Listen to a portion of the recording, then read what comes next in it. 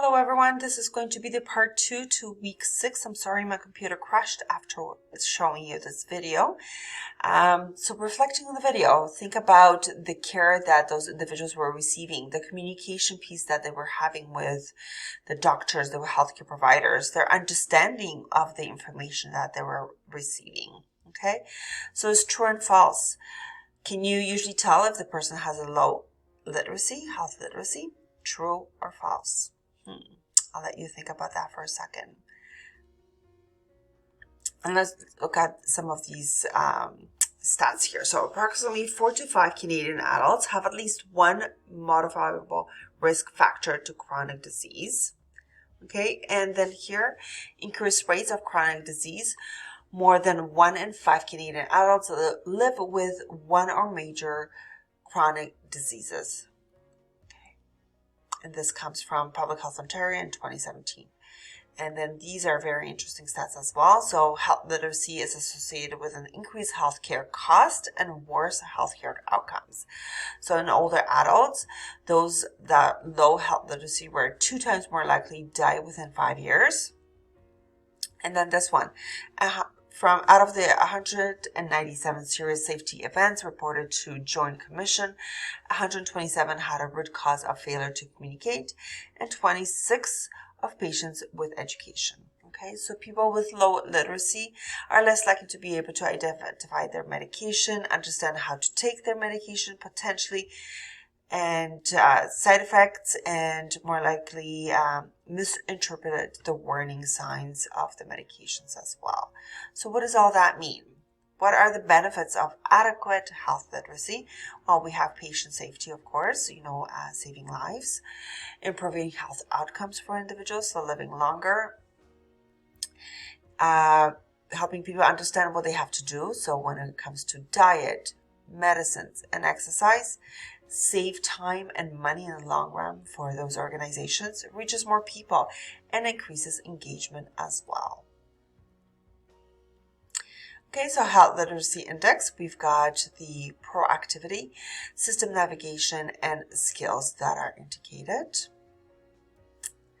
So since 2010, an individual survey was done. The Health Literacy Index correlation with the acute health behavior. So there are very clear relationship between the health literacy and the actual and acute knowledge of what they consider to be health outcomes. So increase of healthy diet, exercise, proper sleep, ability to manage stress, not smoking, limited alcohol consumption, maintenance of a normal weight.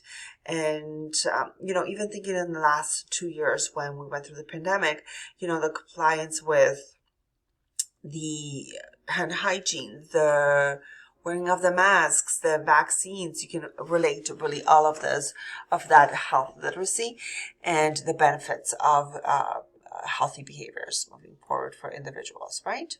So this one is very interesting as well. A little bit outdated from 2016, but still pertinent. So health literacy in Ontario, you will see that 47% of Ontarians have a low health literacy. Really interesting, right? Almost half, right? 47%. Then we have 27 of Ontarians have moderate health literacy and 26 have high health literacy. But anyone can struggle with understanding compliance with the health information under stress. So, think of those individuals that were just diagnosed with health conditions such as a cancer, for example. How can they process the information once they hear that diagnosis? Right? And what can they do to have better health outcomes? So let's look at some health literacy and strategies tools. So I'm going to go through a few of them here and see how your workplace meets these strategies and tools for individuals to help them understand the information that's provided or given to them. So do you currently use health literacy tools in the workplace? Yes, no, maybe, don't know. Okay, let's look at what they are. So strategies would be, number 1, engage with your audience. Number 2, use plain language and clear design. Focus on the key messages. Promote teach back techniques, use patient-friendly resources, and enhance teaching. All right. So we'll just quickly look through some of these. So engage with the audience. So engage with the users, explore what they already know, and provide them with the information that they don't know or they want to learn about further or review. So use interview, focus groups, and surveys and committees. Use plain language. So ways of presenting the information to an individual for quick read, understanding of the read. Plain language used within those, I'm thinking of a brochure that is given to a patient. So use common words, avoid jargon, explain health and technical terms, use the active voice, stay positive within the plain language that is provided. So let's look at this form, right? Is it easy to use or read? Lots of information, small writing, but then let's have a look at this form that is improved. So it uses same information, but now it has bullet points that are easy to use, indicates exactly what is needed or what to focus on within the document so the patient can understand a little bit better. 3, focus on the key messages. So limit to 1 or 3 key messages identified within that brochure or the information that is provided. So build in cues, links, and other resources to help readers build the knowledge. Okay, so here's an information, right? So we have, avoiding getting sick. You can relate this back to the pandemic, right? So wash your hands, cover your nose and mouth, or sneeze or cough into the sleeve. Don't touch your face and stay home when you are sick, right? So think about, you've got the pictures, you've got the bolded language, then you've got further information if needs to be reviewed underneath it. Okay, promote teach back techniques. So this is another way of improving health literacy and improving what the patient knows, what you have provided them. So it's a way to make sure that we provide the healthcare provider explain the information clearly to both patient and their family members, and for them to tell you back what they understood and clarify any misunderstood information or gaps that you have identified in their learning of simple teach back. So I'm thinking of an individual using a puffer, for example. You taught them for the first time how to use a puffer, and then you'll ask them for a teach back to teach back to you what they understand from that. Okay. So there's a teach back method demonstration here, but I'll just leave that for you to watch it on your own if you like, as an option. And then use patient-friendly materials to enhance teaching. So once again, looking at those, pictures, how the document's laid out, bolded, colored used, videos that the individuals can watch as well. Okay, so that's about it. And there's lots of great resources here as well if you want to continue learning about health literacy. And of course, the Canadian resources are included here. And further training for the Center for Disease Control and Prevention, the CDC.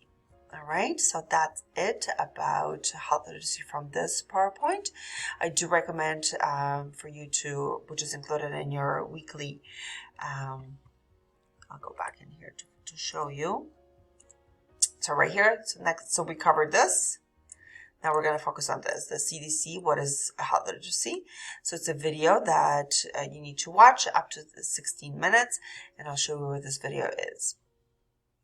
So it is on this page, and the video is right here.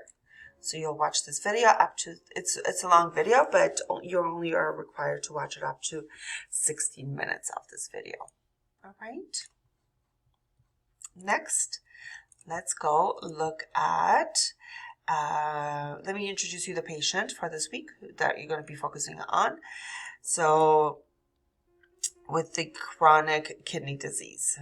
All right, and this is in your Blackboard. Here they are. So that's under week 6. So I'll just go back for a second. week 6. You have all the information in here. So test taking strategies. There's a video about the PowerPoints are indicated here.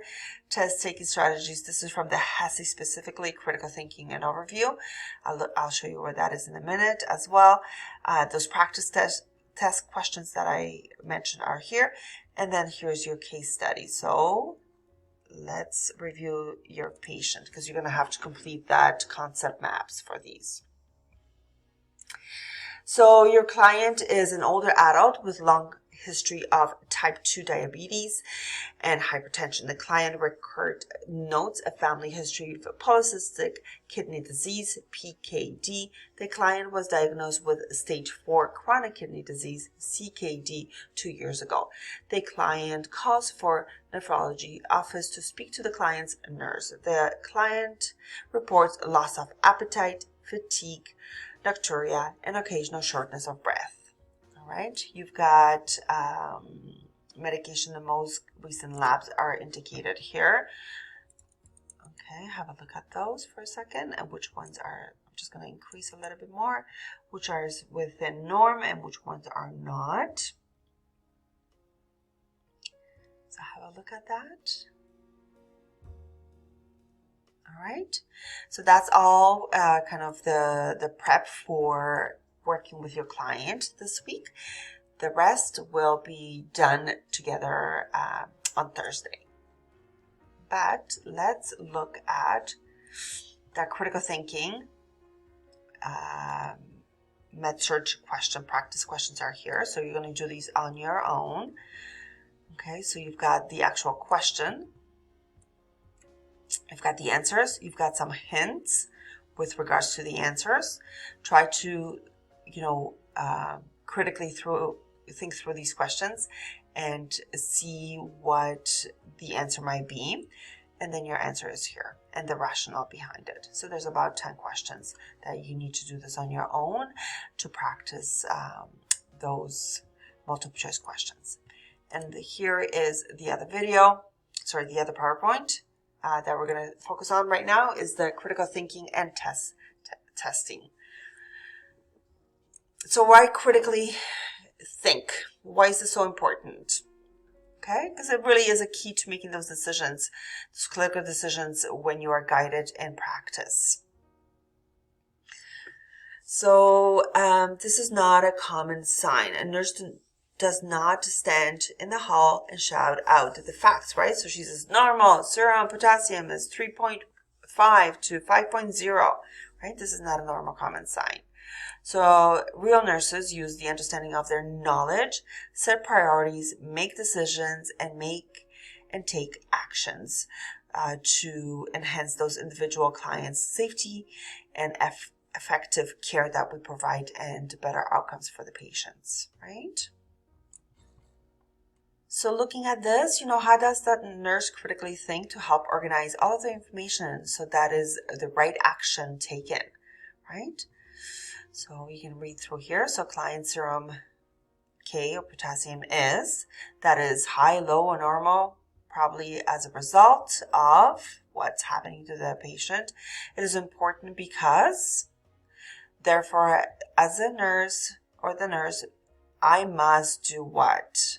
In this situation, taking the action is more or less important than what, which also must be done, right? Lots and lots of decisions to be made, lots of understanding of what the norms are, what is happening to the client, looking at holistically, and taking those appropriate actions. So this type of clinical decision making is simulated through critical thinking exams as well. So the exams you're going to be taking, we're going to be practice those HASI test questions on Thursday, but through the program, your midterms and your finals, and as well as your NCLEX exams.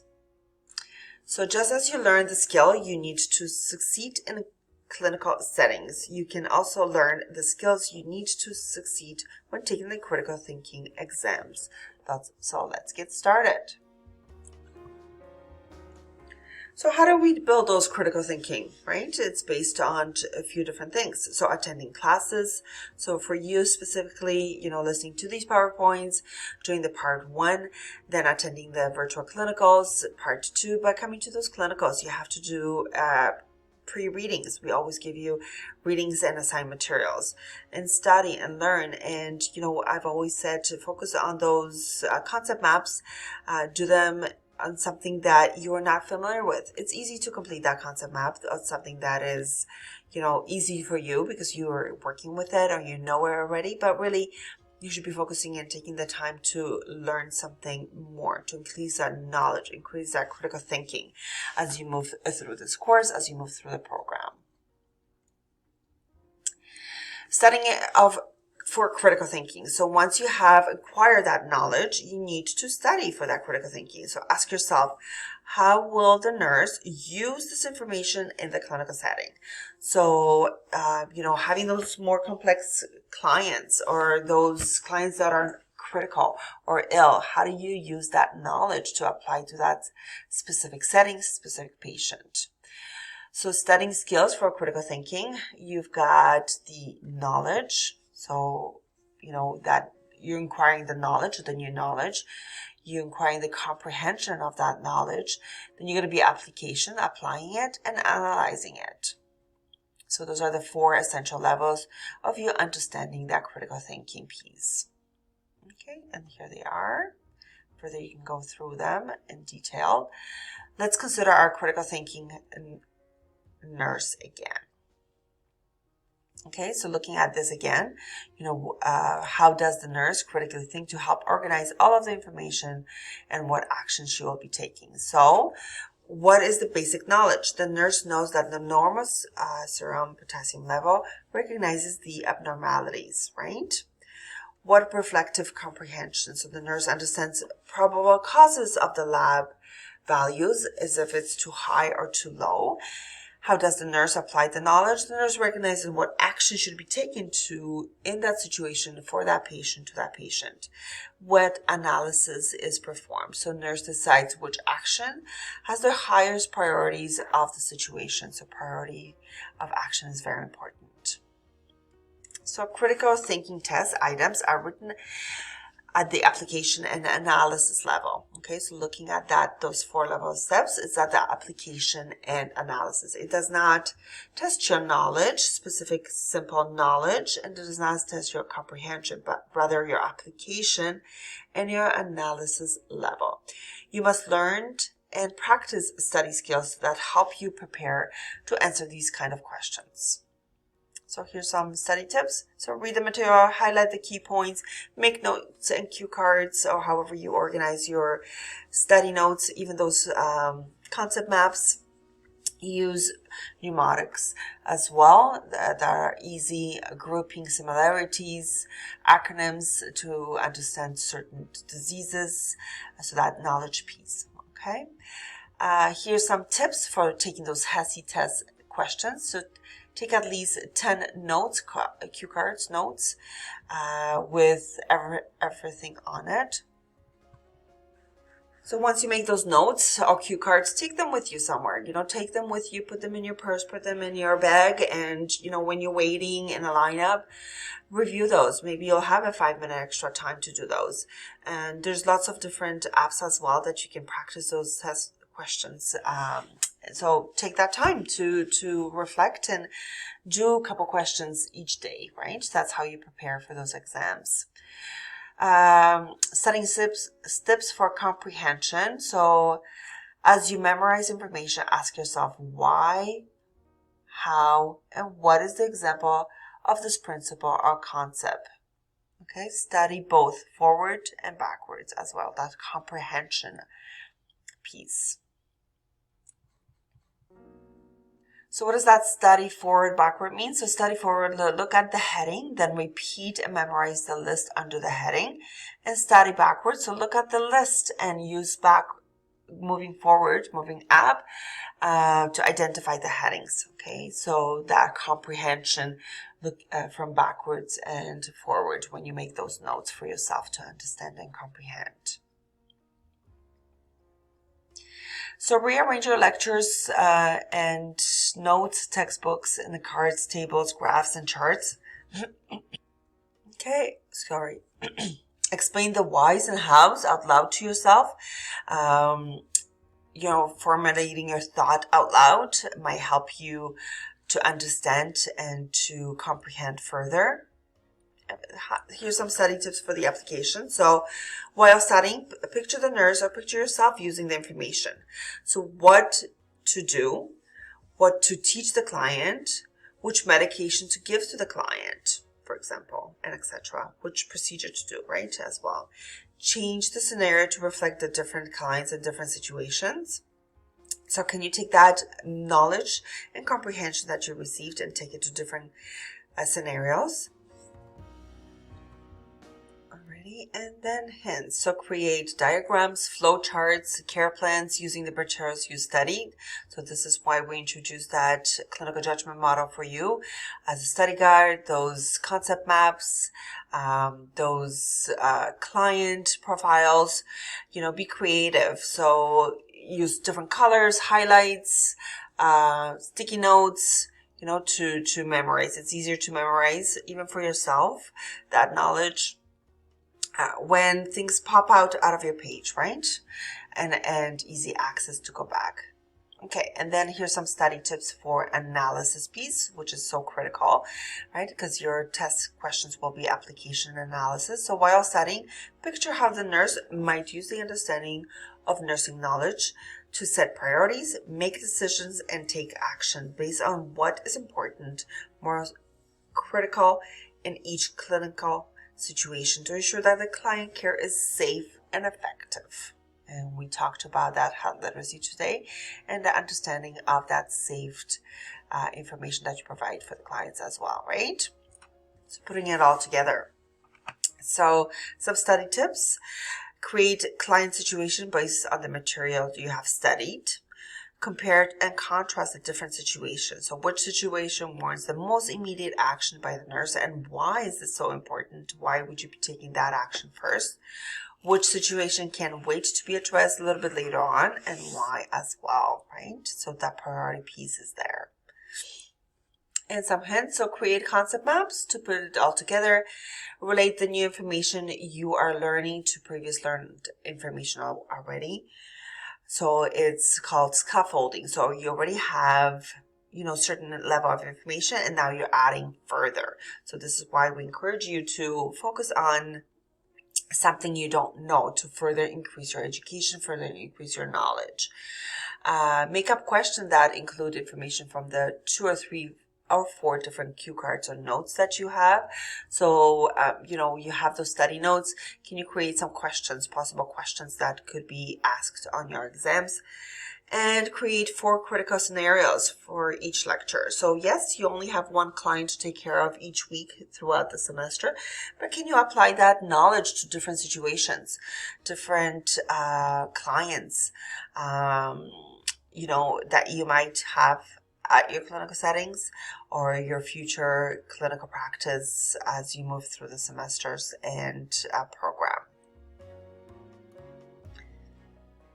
And that's it. Okay. So here's some knowledge level questions, comprehension level question. Have a look at those if you like, and application and analysis. So you can see the 4 different levels and how the tests questions are structured. All right. So remember, critical thinking test items are written at application and analysis level. You must learn and practice study skills to help you prepare the answers critically by reading the question and critically as you would apply it to real life scenarios. Alrighty. And then once you read through those and listen to this video, practice doing those medical surgical practice questions. Here we go, which are here. All right. So let's go back to our question here. So we've done the Public Health Ontario video. I told you that there's another 16-minute video that you need to watch through the CDC. There is a video that I already posted for you with regards to test taking strategies. Then we just went over the HESI test taking critical thinking PowerPoint and the 4 levels. And remember, the application and analysis level is what it's going to be through the HESI. You can go ahead and do on your own those critical thinking questions for medical surgical that I just showed you. Please make sure that you review your client for this week, focusing on that chronic kidney disease, and review these topics here. And then last thing that I just need to remind you of is to do that midterm evaluation and portfolio. Let's look at where the midterm evaluation is again. Right here. Okay, so here's the midterm evaluation. I did a little bit of an overview of what this is required last week, but just once again, make sure that you complete your name. Either my name or Marion's going to go in here. Clinical agency is online, and you can say online as well. You are completing it. This is number 3, so this will refer to here. Meet expectation with excellence. Meets expectation, which is number 2, and does not meet expectation, which is 1. So this is an overall achievement. Majority of you will be meet expectations right here. And then you need to go through each one of these, indicate what they are. So does not meet, or meet expectation, or meet expectation with excellence. Majority of you will be in the middle here, and then provide the supporting evidences, okay, for each of these. So the first one is applies knowledge and skills. And leadership, self-regulation, evidence-informed literatures. So how you study your assignments, I went over that last week with you, that not all of them will be reflected to here, but you can make a comment and then provide the overall comment in here as well. All right, this needs to be completed and submitted into Blackboard as an individual assignment submission by Sunday of this week. All right, and I believe that's all. Your worksheets are here for this week. And let's have a quick peek in here again. Yep, that's all. We've covered everything. So worksheet, clinical judgment model, concept map, midterm evaluation, and your portfolio. And please make sure that when you are submitting your portfolios, you can submit a link, so you can do like a Word document with a link on it, so I can access that link to whatever system you've used or database you use, and make sure that I have access to it, that I don't need to request access, that I can see all of your documents for each week, and I will provide you feedback. That is all for this week. Thank you so much for listening. Thank you so much for your feedback you're going to provide for me. Next week it's reading month, so we are off for 1 week, and we're coming back the week after that, which is June 20th. So you'll see next video June 20th. Thank you so much, everyone. Have a wonderful week, and next week as well as your reading week, a little bit of R&R for yourself. Thank you. Bye-bye.